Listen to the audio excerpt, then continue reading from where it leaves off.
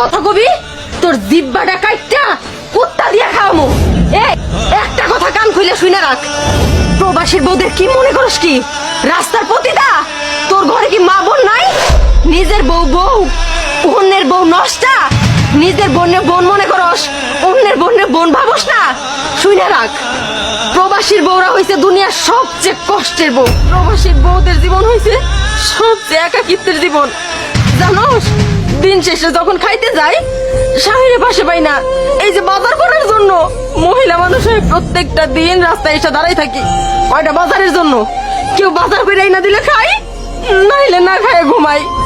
যখন দুপুরবেলা খাইতে যাই কেউ আমার কয় না ভাত দাও পানি দাও, স্বামী তো নাই কই মুখে।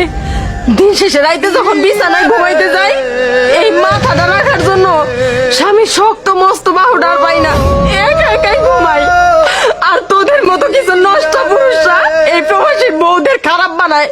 তোরা কোথায় আমাদের সাহায্য করবি সেইখানে কিনা তোরাই দুর্বলতার সুযোগ নিয়ে হাত ধইরা টানাটানি করস।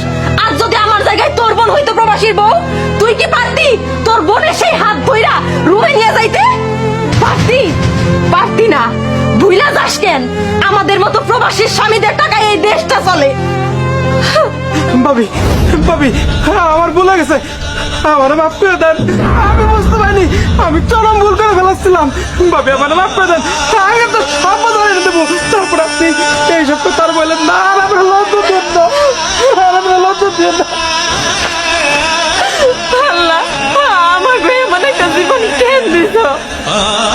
আমরা দিন শেষে একা একা যাই, তারপরেও কিনা মানুষের ভিক্ষা শুনে জীবন পার করতে হয়।